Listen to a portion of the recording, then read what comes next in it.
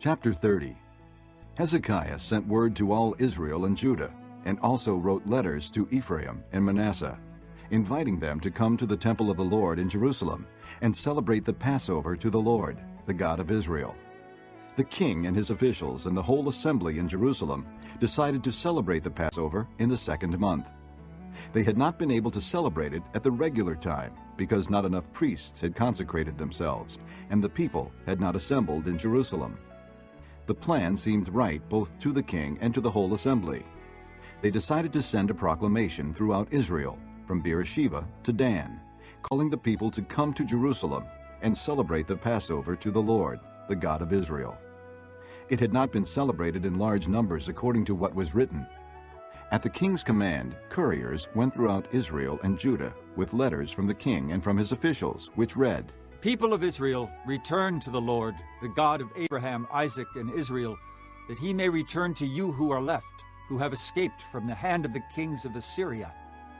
Do not be like your fathers and brothers, who were unfaithful to the Lord, the God of their fathers, so that he made them an object of horror, as you see. Do not be stiff-necked, as your fathers were. Submit to the Lord. Come to the sanctuary, which he has consecrated forever. Serve the Lord your God, so that his fierce anger will turn away from you.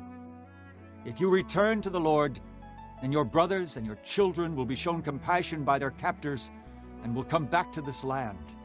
For the Lord your God is gracious and compassionate. He will not turn his face from you if you return to him. The couriers went from town to town in Ephraim and Manasseh, as far as Zebulun, but the people scorned and ridiculed them. Nevertheless, some men of Asher, Manasseh, and Zebulun humbled themselves and went to Jerusalem. Also in Judah, the hand of God was on the people to give them unity of mind, to carry out what the king and his officials had ordered, following the word of the Lord. A very large crowd of people assembled in Jerusalem to celebrate the Feast of Unleavened Bread in the second month. They removed the altars in Jerusalem and cleared away the incense altars and threw them into the Kidron Valley. They slaughtered the Passover lamb on the 14th day of the second month. The priests and the Levites were ashamed and consecrated themselves and brought burnt offerings to the temple of the Lord. Then they took up their regular positions as prescribed in the law of Moses, the man of God. The priests sprinkled the blood handed to them by the Levites.